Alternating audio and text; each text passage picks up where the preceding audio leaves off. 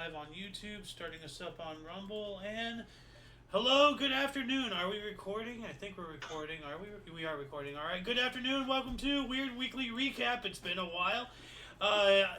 This is a dive into weird, obscure, bizarre other words for strange world notable events, weather and sports. I'm completely going off script here. What do we got? Let's start us off here. From Audio Central, what do we have here, good Sir King?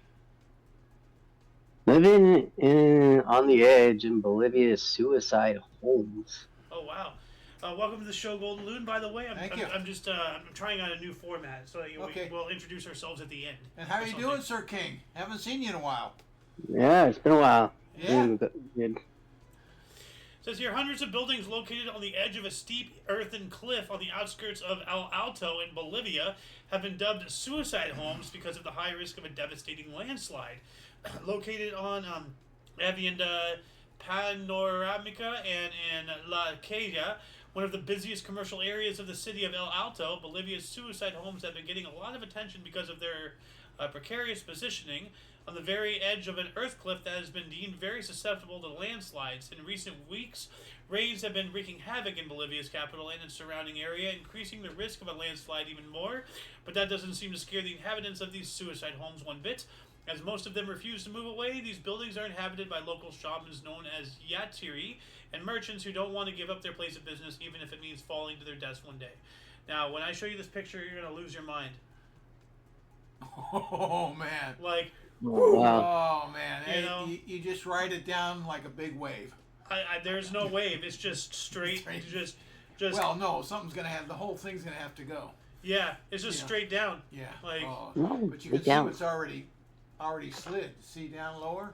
oh You yeah. can see all that's, this isn't just happened. No. I mean, I'm sure they used to have backyards, but no, they don't.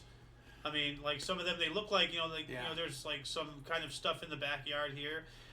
They have some kind of third world Wow. That is sheet straight metal down. awning. That is straight down. Yeah. So, yikes. Anyway, moving on up. What else do we got here? World's saltiest body of water is so salty it doesn't freeze at negative 50 degrees Fahrenheit. Wow. So located in Antarctica's McMurdo's Dry Valleys, the shallow Don Juan Pond is the world's saltiest body of water with a salt content that puts the Dead Sea to shame. It remains liquid even at negative 58 degrees Celsius or negative 50 degrees Fahrenheit. At 4 inches deep, Don Juan Pond looks more like a large puddle than an actual pond, but it has fascinated scientists for decades. A liquid puddle of this size is an alien-like environment where temperatures can drop to negative 50 degrees Fahrenheit, was bound to draw attention at one point, and the tiny body of water has been buzzing with scientists since it was discovered in 1961. A quick analysis revealed its salt content to be around 40%. Ooh. Wow. How is it even liquid at that point? Like by then it's just solid, just Slush. to put that into perspective, the world's oceans have the salinity of 3.5%. The Great Salt Lake varies between 5 and 27%, and the famous Dead Sea is With 30. how much again? Great Salt Lake? Great Salt Lake yeah. varies between 5 and 27%. Whoa, that's a huge vary. Yes, and the famous Dead Sea is at 34% salt. But this is an image of it. Yeah, it looks just slush. So. Yeah, there it is right there. You can see. Yeah. Just highly salty. Wow. Moving on up, more from Audio Central. Speaking of water. Japanese ultra luxury bottled water can cost up to $10,000 per liter. $10,000. Yeah. I like Good water Lord. as the next person, but I mean, if you have the money to spend $10,000 for water, you have too much money. I'm sorry. Felicio Jewelry Water is a Japanese company known for selling one of the most expensive bottled waters in the world, with exclusive limited editions selling for up to $10,000 per bottle. Water is one of the most basic human needs, so marketing and selling it as an ultra-luxury product is a pretty big challenge, even amongst the snobbiest of snobs, but a Japanese company proved that it can be done successfully. Yeah, I mean, you set a price tag high enough, some idiot with enough money, some schmuck is going to buy it, for sure. Launched in 2005, Felicio Water set out to create a complete luxury experience that would make people reach for their wallets and pay obscene amounts of money to have it. Using some of the purest mineral water in Japan wasn't nearly enough, so they put a lot of work into the designs of the packaging, which was marketed as a work of art in itself. Somehow they made it work, and today Filico Jewelry Water is one of the most sought-after ultra-luxury bottled water brands in the world, with prices surpassing $1,000 per liter and even several thousand for limited edition offerings. Okay, so you get a fancy bottle with some mineral water. Whoop-de-doo. You know, if you're flinging money on water like that, I'm sorry. Not to sound like a communist, but clearly you don't know how to handle money. So, this is ridiculous. Yeah. Like, I can't agree with you more. what else do we got here? Couple who married and divorced 12 times in 43 years investigated for fraud. Good. An Austrian couple who married and divorced each other for a total of 12 times in the last 43 years is currently under investigation for financial fraud. Police in Vienna, Austria are currently investigating the bizarre case of a couple who got married and then divorced. You know, okay, we've said that 3 times already. The elderly couple is suspected of having arranged every divorce strictly on paper so the wife could receive €27,000 or $28,300, you know, in exchange rate. Severance pay she was awarded after her first husband's death in 1981. They took advantage of a loophole in Austrian legislation that allowed widows to retain the severance pay as long as she wasn't married. Every 2.5 years, she was to receive 2.5 times her annual widow's pension. So every 3 years or so, she and her second husband would divorce so she could receive the money, and then they would remarry. Well, then why remarry? What's the point of getting married? You know? Yeah, you think your morals wouldn't be that strong, you know? Well, no, we need to be married. No, well, your I don't morals think say you're going to rip someone off. Well, I don't think they're doing it for morality. I think because, like... Well, if you're ripping them off, your morals are pretty weak. That's what Well, I'm no, I mean, like, you know, if you're married, you get tax breaks. You know, I don't know. Yeah, I don't know what the situation is in India, but yeah. I know out here in the United States, if you're married, you get deductibles, you get this, you get that, you get special things because, you know, you're... Yeah, but are you offsetting the divorce cost? Well, I mean, you know... Anyways, it's a 43 scam. years, It's you a know, scam. they're doing something, you know. Yeah. Wow. So, yeah, people can play a game. They'll play it. Speaking of money stuff, what do we got here? Cash-strapped student extorts hotels with dead cockroaches and used condoms. Wow. Gross. A 21-year-old student from Taizhou, China, managed to extort over 60 different hotels for free stays and financial compensation by creating fake hygiene problems and promising to take actions against them. Jiang, a resident of Taizhou City in China's Zhejiang province, came up with a particularly gross way of funding his travel habit when he became short on funds. In September of last year, after deciding to put off university enrollment in favor of using the tuition to travel around China, the 21-year-old man quickly saw his funds diminish, which forced him to come up with an alternative way of covering his expenses. After analyzing his expenditures, Zhang realized that hotels were particularly hard on his wallet. Well, of course. So he came up with a creatively devious way of blackmailing hotel staff into giving him accommodation for free. For a period of 10 months, Zhang managed to trick at least 63 hotels into letting him stay for free by using a series of meticulous props to make it seem like the room was unhygienic. According to Chinese media, the student had an impressive collection of props, including dead cockroaches, cicadas, strands of hair, and even used condoms, which he planted in the rooms he rented. He later called hotel staff to complain about his fines and threatened to post negative reviews online and ruin their reputation. Yeah, I've heard about people doing things like this, not to this level, you know, for this long, but like a lot of people do things like this, and it's really sick, you know. If there's a way to play a game, people find a way to play the game, you know. And yeah, this guy needs to be strung up by his thumbs. Speaking of China, what else do we have here? Chinese zoo draws criticism for shockingly thin crocodile. Yeah, this is... Yeah, when I show you the picture, your heart's going to break. China's... For a crocodile? Believe it or not, yeah, only China can be so awful that they would actually make you feel bad for a crocodile. China's Guangzhou Zoo has come under fire after videos of a shockingly thin crocodile housed there went viral online. Photos and videos of a crocodile so skinny that you can literally see its spine and count its ribs through its scaly skin have been doing the rounds on Chinese social media and sparking a heated debate around the treatment of animals. Reportedly located at Guangzhou Zoo, the reptile looks more like a fossil than a living animal, but one clip shows it moving around slowly in its enclosure. The person who shot the video and posted it online expressed concern for the crocodile and many have accused the zoo, of animal cruelty for either starving or just ignoring its condition. Oh my God. Yeah, it's just heartbreaking. Oh man. I never thought I would feel sorry for a crocodile. Look at that thing. You can see, the skull, the hinge in its jaw. I wonder how it even survives. Getting that emaciated. Emaciated. Yeah. You're thinking of diminished. Yeah. So. Leave it to China, man. Leave it to China. So. That zoo needs to be closed. China needs to be closed. Or the better way to call China is Western Taiwan. So my apologies to Taiwan. Anyway, moving on up. What else do we got here? And spends 3 days stuck in well because people mistook his cries for ghost wailing. Yeah.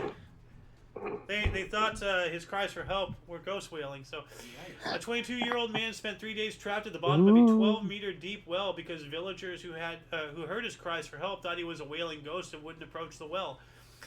Wow. Superstition, man. It's unclear what Liu Shanyu, a young Chinese national, was doing in the forest on the border between Thailand and Myanmar, probably spying.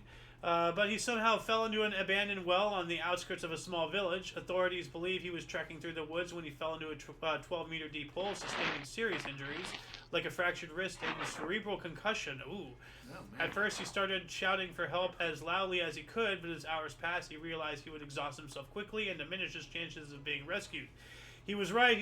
He would go on to spend the next 3 days and 3 nights at the bottom of the well, with no food or water, and had not saved his energy. Had he not saved his energy, he would have probably died there.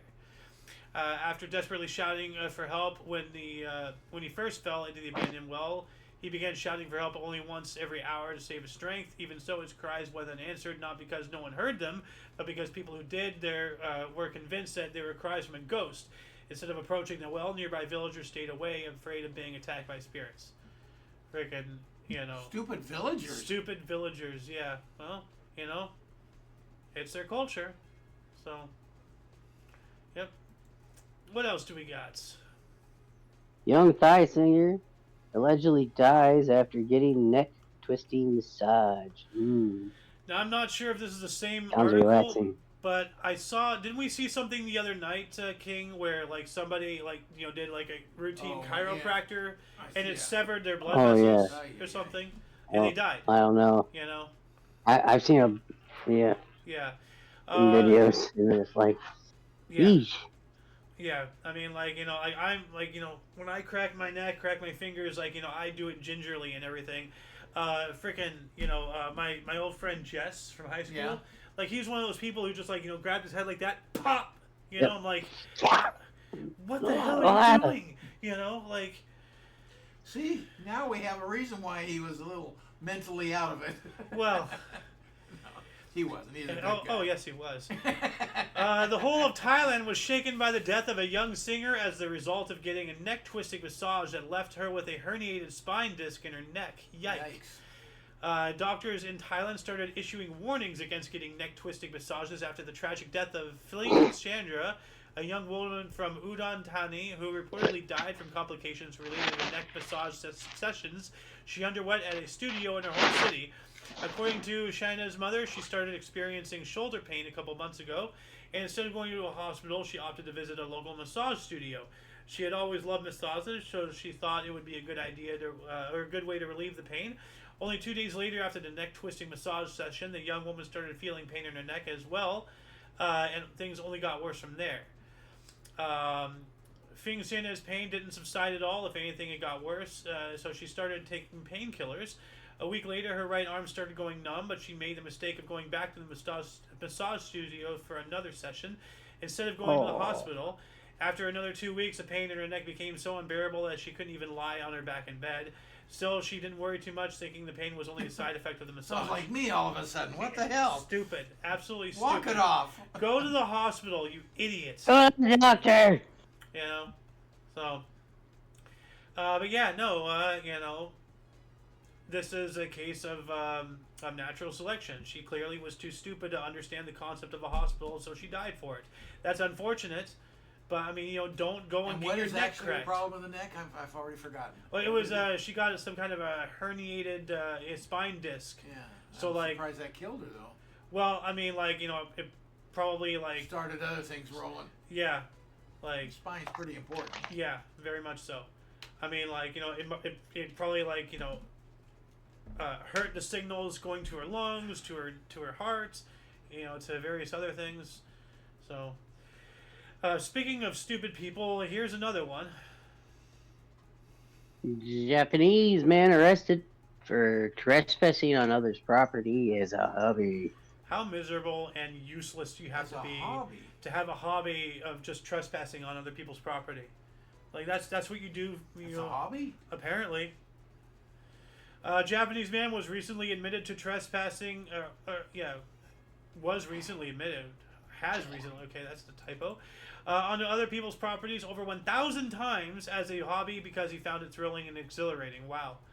A couple weeks ago, Fukuoka Prefecture police arrested a 37-year-old man. Wow, he's my age. On suspicion of trespassing onto a couple's property in the city of Daizafu. Little did the police know that this guy had hardly been, or know that this had been an. Little did the police know that this had hardly been an isolated incident, and the man was a serial trespasser who had done it countless times for his personal enjoyment. Why can't I read today? During questioning, the man, identified as Yuta Sugawara, not only admitted to trespassing onto the couple's property when he thought they were away, but casually told investigators that this was a hobby of his and that he had trespassed on other people's properties over 1,000 times. Sugawara was apprehended by the victims of his latest trespassing attempt, who saw him on their land and chased after him when he ran. The man managed to immobilize the culprit while his wife calls the police. So, well, I got to give you kudos for Sugawara there. However, you just nailed it. You just rolled right through it. So it's not even breaking and entering. No, I get it. He's just walking on the property. He's just going there and loitering like some loser. He's like, "Hey, look at me! Look at me!" Okay, yeah. Now we're looking at you. And what are you gonna do? I'm gonna stand here and be a loser. I'm not gonna do anything worthy of time. I'm just gonna waste my life standing on other people's property and being a nuisance. Yeah. And so. That guy should have gone to a masseuse. At least he would have, been of some use to the masseuse. Yeah, that's what I'm saying. At least he would have been some use to the masseuse. No. So anyway, moving on up. What do we got here? Skynet. Viral video showed Chinese police introduce autonomous spherical patrol robot. What? Well, yes. Yeah, it's what we need. Oh, okay. Were you reading this? Yeah. Go ahead. Kinda. A couple of months ago, Chinese robotics company Logan Technology unveiled an RTG autonomous spherical robotic technological breakthrough designed to assist and even replace humans in dangerous environments and situations. Capable of operating both on land and water, the spherical robot can allegedly reach speeds up to 35 kilometers per hour and withstand impact damages up to 4 tons. In a promotional video, the RTG can be seen operating in water, rough terrain, and mud, but what really caught people's attention was its urban use, that sort of patrol robot capability of identifying criminals and immobilizing them thanks to its suits of advanced AI software. It all seemed like a marketing stunt, but less than 2 months since the clip went viral, RTG robots have been spotted patrolling alongside law enforcement. Yeah. Now, I've seen pictures. Kind of cool. Water and... Yeah. How big is it? We'll talk about that in a second here. Jacob Peets is in the comments on YouTube. How you doing, Peets? He says, hey, to be fair, when I was younger, we trespassed all the time to do bonfires. I'd say we can consider that a hobby. Well, at least you did something. You built a structure to set on fire. You're doing something. You know? A hobby. Sound like you had a good time with You're not just going to some random lawn and standing there with your thumb up your ass. You know? But yeah, so here's a video. Let me bigger this if I can. What is this we're looking at? This is that robot. Oh, okay. Oh, wow. There we go. Oh, this is just some promotional video. Yeah. So, Yeah, what's it do? oh, here we go. Is it in English? Probably not. Oh, there's some water. That's okay. Cool. That's what I think. Yeah. The rotating robot can work continuously for over 10 hours in extremely harsh conditions. Yeah, so this Advanced is there it AI enables it to perform various about like, tasks autonomously. it's about thigh high. You know, knee to upper thigh. When it spots intruders or enemies, it can attack at speeds up to 35 or maybe up to the kilometers per shoulder if hour. you're from China. If multiple Okay. enemies scatter, it can Where are the attack guns at? while alerting near. That's pretty cool. Pretty good size. That is. That's Yeah. But I mean, like I've seen like, you know, memes of it and everything. Let's see here. Sphere robots China. Like there's pictures of it. Where is it? Police. Why can't I find it? Oh well. These are the normal police robots, so like we recognize these. I guess it's too new to have been made on the website. Anyway, moving on up. What else do we got here? Oh, Man who doesn't speak Spanish wins Spanish language Scrabble World Championship. How's that possible? How? How's that possible? Now see. No, hold on. In all fairness, you remember Jeff, the guy who owns that cane? Yeah. You know, he could read and write Arabic fluently, but he couldn't speak it. Yeah. You know, so I had a girl working for me who understood Spanish fluently, and but couldn't speak it. yeah. So it's not unheard of. It sounds bizarre, but it really isn't. Yeah. So, pardon me, Nigel Richards, 57-year-old New Zealand Scrabble Scrabble phenom, recently won the 2024 Spanish Language Scrabble World Championship despite not speaking the language at all. It has been almost a decade since they first wrote about the talented Mr. Nigel Richards. He had just won the 2015 French Language Scrabble Championship despite being completely unable to have a conversation in French. I remember reading about that, actually. It was a remarkable feat that made international news headlines at the time. Richards was already known as the world's best Scrabble player and had earned nicknames like the Tiger Woods of Scrabble, but this was completely unheard of. A person who didn't speak French at all had run through the world's best French-speaking Scrabble players and earned the title of world champion. Some thought it was a fluke, but Nigel has repeated the feat since, and he recently proved he could do it in other languages he didn't speak. So yeah, like, you know, it goes to show, you can speak a language, you can write a language, you can read a language, although reading and writing are kind of ubiquitous one and the other, but you don't necessarily have to read and write and speak. Right. You know? Right. So that's pretty cool. Now, so it's not just he did this with Spanish, but you know, he did this with French before. Yeah, that's wild. Yeah. That's wild. And we actually from UPI, which we're going to be coming up to here in a minute, they cover this too. So you know, there's another article about this. You know, but you know how I am, like, you know, get as many viewpoints and everything. And this one's an eyebrow raiser here, Sir King. Three-dimensional Lego portrait of Geraldo Pontier. Who is that? Geronto Pontier is innovative. Why can't I read? Mexican artist who uses thousands of individual Lego bricks to create incredible works of art, including detailed human portraits. Gerardo Pontier has been using Lego for a long time, for as long as he can remember. He first started playing with the colorful plastic bricks when he was only 2 years old and developed such a passion for it that by age 10 he was already a world championship Lego builder. He spent his interest and love for the Danish invented building system only grew with age, allowing him to use Lego to create some truly incredible things. Pontier may not be the first to use Lego as an artistic medium, but he can be credited for taking Lego art to a whole new level of mastery. There's a lot of incredible Lego art pieces out there. But check this out. Let me bigger this here. Oh. Look at that. Oh, wow. Yeah. Like 1x1s, round bricks. Yeah. Oh, wow. Like. Wow. And look at that. Wow. See, he uses those the flagpole things. You know. What do you mean flagpole? Well, like right here. You see these here? Oh, okay. Like for a Lego, you stick it. You put a little flag. That's a flagpole. So. Okay. Yeah, they're like little flagpoles or antennae or whatever you want to use it for. And this is really screwing with my eyes, but like. Okay, then no. Yeah, okay. let's. Yeah. Oh man, that is cool though. That first one, the face was awesome. Yeah, but like, I don't know why, but sometimes you know, some things just really screw with my eyes. So. You want to take a break for a second? No, we got to keep this going. I can see the end up here. So let's. What else do we got? This one. You go. What? You go. Okay.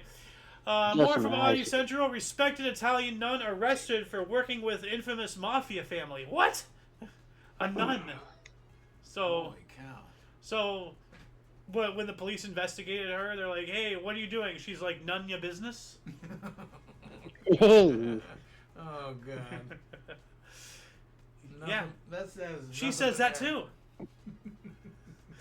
Sister Anna Donnelly, a respected nurse from northern Italy, was recently arrested under suspicion of having colluded with a powerful clan of the Ndrangheta mafia family. The arrest of 57-year-old Anna Donnelly, a respected nun and recent recipient of the Golden Panettone, an annual Milanese Civic Award for volunteer work in prisons and in the troubled outskirts of cities like Milan, Rome, and Brescia, came as a shock for the whole of Italy. On Thursday, Sister Anna and 24 other people were arrested following an investigation into the activities of the Ndrangheta in Brescia, with authorities claiming they had strong reasons to believe the nun had been working with a mafia crime family for a long time. As part of her work in several prisons where Ndrangheta members were being held, the nun is suspected of facilitating communication between prisoners and the clan's leaders and solving conflicts and disputes between inmates. Whoa. Wow. So, yeah, she was a middleman going around. Yeah. A nun, a nurse nun, like. You can almost see when you listen to the story how she got sucked into it. She went in, trying to do good for the inmates, and passing on encouragement from gang members, and then get sucked in. I don't know. It's crazy. I'm trying to justify it for it. Well, you're not. There's no justification. There's no justification, but you do have a point. It is a very Harley Quinn type story. Yeah. If you know what that is. Yes. Harley Quinn. Mm-hmm. From Batman. Well, I don't know what it's from. Oh no, well, yeah, it's from the DC Detective Comics, like Batman's nemesis, Joker, and the woman who's always with Joker, her name is Harley Quinn. Oh, okay. Now, to give a little bit of backstory, I know a lot. King already knows this, and all that stuff. But basically, she came to be during one of the earlier times where Joker was in Arkham Asylum. She was his therapist, and then she fell in love with him, and then she went crazy because Joker is crazy, and then so she as you're saying she got sucked in. So that's why I said this is a very Harley Quinn story. I didn't know where it came from. Well, Harlequin stands for Joker. It's or like a fool, like back in old the court jester, they're called Harlequins. Okay. And then they in the Joker theme they named her Harley Quinn. Play on words. So, anyway, moving on up here. What do we got? Bored man posts pose as criminals online promptly gets arrested. This sounds like a FAFO article, huh? Yeah. A Chinese man bored with his daily life recently got detained for posting a wanted order in his name on social media and bragging about the countless crimes he had allegedly committed. Oh, no. What an idiot! Why are you doing that to China? Stupid. Are you trying to get executed? stupid. I'm bored. I want to trouble the CCP. Can you imagine being so bored that you just start posting made-up crimes online and posing as a criminal mastermind, hoping to get some kind of attention? Yeah, You got some attention. That's exactly what a man from northern China did last month, taking to social media to spread lies about himself, including that he had recently extorted 30 million yuan, or $4 million from a company, that he owned a firearm and ammunition, and challenging people to find them if they wanted a 30,000 yuan or $4,000 reward. His post went viral, but it also caught the attention of the Chinese law enforcement monitoring social media, and he ended up behind bars for his unusual stunt. What an idiot! What an absolute idiot. I want to say the R word, but, yeah. God. Anyway, this one, like, little things like this have been on the internet for as long as the internet's been around. What's the title? Death Clock, the controversial AI-powered app that predicts when you die. Yeah, I remember back in middle school, like, there was a website like deathclock.com or something, and you post your birth dates. Okay. Like whether, like, do you smoke, do you drink, do you party, how, what do you do, what's your job, like, various little things, and then it does some calculations and it tells you when you're gonna die. I'd like to test it. I'd like to take someone that's already dead. Yeah, people just have done don't that. tell them that. Yeah. And just fill it. Yeah, born such and such a date. Blah blah blah. When am I going to die? I did that. They're already gone. I did that with Nana once, and it said she had died in '97, and it was like 2005 or whatever. Whoa. And I was like, well, according to this, you've been dead for almost 10 years. Anyway, Death Clock is an innovative app that uses artificial intelligence to accurately predict. How do you accurately predict? Yeah. How can you claim accurately predict anything? Have they tested this on people? Like, it's your time to go. So they send. You will send die. a little something out. If you're not sick, we'll take care of you. It's will, your day to go. You will die by hammer accident in 5 seconds. What? Like, how'd that tree happen to fall on you this very day? Yeah. Wow. Anyway, moving on up to UPI. Zoo director dons ostrich costume for surprise escape drill. Huh. So it says here, an Australian zoo shared video from a surprise animal escape drill featuring the zoo's director playing the part of a fugitive cassowary.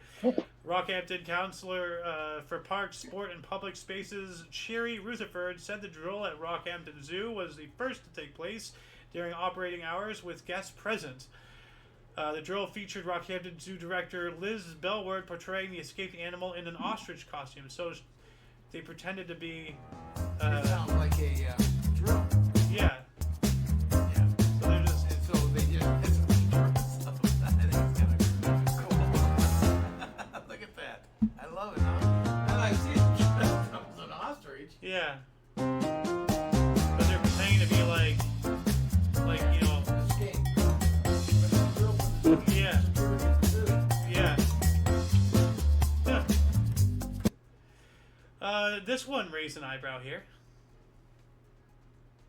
Blindfolded man executes 41 pickleball serves in 1 minute.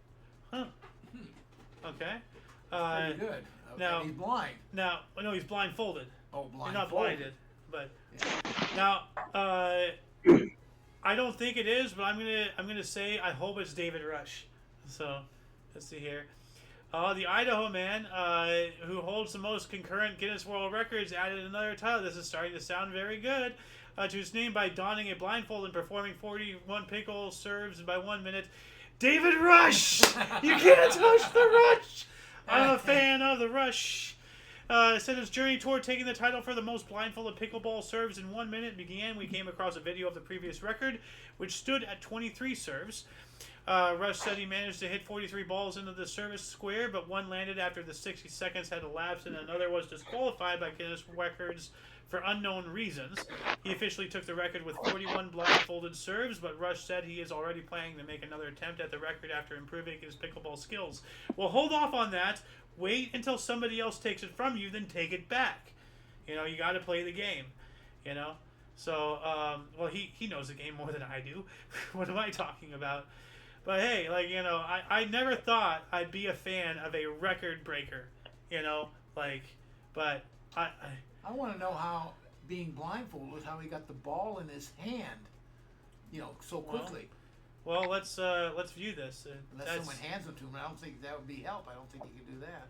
Well, he's talking about. Oh, there they are, just in a box. Okay, yeah, there so you go. Just gets it. Now, do they have to land in? Yeah, they have to land in a certain thing. Yeah, they have to be. They have to be in the square. Yeah. Okay. Yeah, that looks easy to do once you know. Yeah. You know. Yeah. Like. It seemed like you could do one a second if you really got rolling on it. Yeah. Well, that's why like he's probably not going crazy, because if he goes crazy and somebody outdoes him, it's just that much more difficult. Yeah. You know, to break it, because there is a limit. You know, there's some world records that still stand that are over 100 years old, because there's only so much the human body can do. And once you reach the peak, that's it. You know? And that's why all these baseball players started taking steroids and all that crap. So, what do we got here? I missed my old card collection, actually. I gotta figure out where that went. Yeah, I wonder what happened to your Pokemon collection. Yeah. It's gotta be around King? somewhere. Anyway, British brothers amass world's largest collection of Pokemon cards. A pair of British brothers earn a Guinness World Record for their collection of 48,339 different Pokemon cards. Okay, that blows mine out of the water. Pokemon trading card game superfans Owen and Connor Gray took the record for the largest collection of Pokemon cards from Benjamin DeGuire, whose collection was tallied at 34,310 in 2023. So here's another, you know, record. If David Rush wants to go after it, better start opening those booster packs. Moving on up. This is the other article I was talking about. Man who doesn't speak Spanish wins Spanish Scrabble championships. Oh, there you go. Is this a different one? No, it's the same guy. Okay. No, but this is from a different news source. Yeah, that's what you're saying. So, you know. And then moving on up, from UPI, Oregon City asks locals to stop putting googly eyes on sculptures. Googly? On sculpture? Yeah, you know, little... Oh, okay, yeah. There they are. And here's one sculpture, here's another sculpture. They just, like, put them on there. Yeah. And then I think this is from the ball sculpture. It looks like a sphere, and they just ripped the Google eyes off. Oh. So, but it reminds me of that scene from Everything Everywhere All at Once. She just like rips the eyes off of the laundry bag. No more Google eyes, you know. So, officials. Well, it's a great movie. So, officials in Bend, Oregon, are asking residents to stop attaching googly eyes to the city's sculptures, despite support for the whimsical practice from some locals. Well, you see, if you want people to stop doing things, you don't tell them to stop doing things, because that's just going to make them do that things even more. You know, I kind of want to just buy like a obscene amount of googly eyes. If I had the money, like I'd do that. Go up to Oregon, go up to Bend, and put Google eyes on every square inch of every surface I can possibly find. Just, hey, you want me to stop? There you go. How's that for stopping? Hey, yeah. The city's official account said on Instagram that the oversized plastic eyes attached to 8 public art installations by unknown pranksters could end up costing Bend a lot of money. So what? You know, like, let the people do what they want to do. You know, the post garnered dozens of comments from residents, including many from locals who said the googly eyes are harmless addition to the sculptures. Yeah, I mean, I guess a bird can come by, peck and eat it. Now it has plastic in its stomach and it can die. You know, there's that.